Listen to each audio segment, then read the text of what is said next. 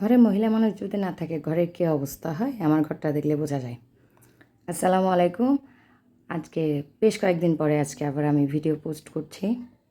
তো আমি বেশ কয়েকদিন চট্টগ্রামে ছিলাম, মঙ্গলবার থেকে প্রায় রোববার পর্যন্ত চট্টগ্রামে ছিলাম। তো ছিলাম বাসায়, আমার ছেলে একা ছিল। তো উপরতলা ছোটো বোন রান্না করে দিয়েছে, বুয়া ছিল।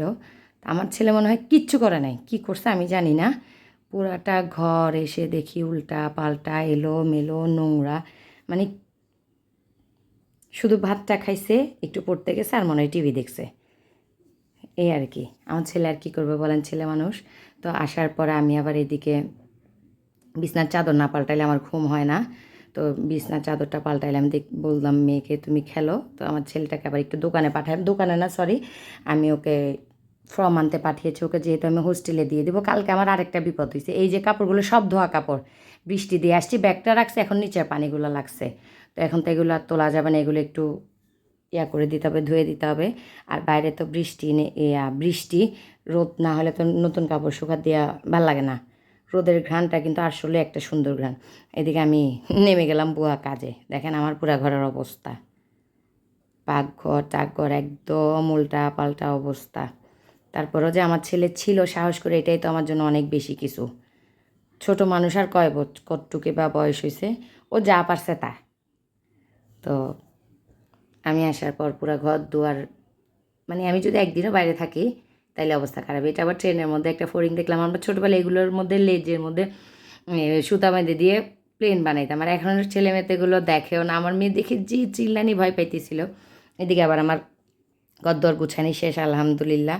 এখন শুধু গরম পানি দিয়ে ঘরটা মুছবো, যেহেতু আমরা নিচতলায় থাকি। তো আমার একটু ভয় লাগে, আমি যখনই ঘরটা মুছি ডেটল স্যাভলন বা গরম পানি দিয়ে আমি সবসময় ঘরটাই মুছি, আমি এখন নর্মাল পানি দিয়ে মুছি না। তো এদিকে আমার সব পরিষ্কার হয়েছে, ডাইনিং টাইনিং এখন সব এক কাঁধা ধোয়া পালা নিয়ে বাথরুমে রাখছি। এগুলো ধুয়ে গোসল করে তারপর আমার কাজ শেষ। আজকে তেমন কিছু রান্না করি নাই, ডিম পোস্ট আর ডাল দিয়ে একদম সিম্পলে ভাত খাওয়া হয়ে গেছে, যেহেতু আমি বাজার করি না, ঘরে কোনো বাজার নাই। তো মেয়ের আজকে টিচারও আসবে, টিচার কাছে পড়তে দিয়ে তারপর আমার একটু বাজার করতে যাইতে হবে। বৃষ্টির মধ্যে ওরে নিয়ে যাইলে তো আবার কখন বৃষ্টি আছে, মেয়ে যা ভিজে যাবে। কালকেও আমার মেয়ে ট্রেন স্টেশনে ভিজে গেছিলো। এদিকেও বসে বসে খেলতেছে আর বলতেছে আমি ঘুমাবো। তো ওকে ঘুম পাড়াবো, আমি এদিকে ঘরটা মুছে নিয়ে বলতেছি যে একবারে তোমাকে ঘুম পাড়াবো। তো এই আর কি আমার ভিডিওগুলো। আমার ভিডিও জানি না কতজনের কাছে ভাল লাগে, যার কাছে ভাল লাগবে অবশ্যই একটু কমেন্ট করে আমাকে উৎসাহিত করবেন। বড় বড় ইউজাররা তো আমাদেরকে কখনোই সাহায্য করবে না। আমরা ছোটো ইউজাররা একজন আরেকজনকে সাহায্য সহযোগিতা করলে কিন্তু সফলতা আলহামদুলিল্লাহ একদিন আসবে আমাদের।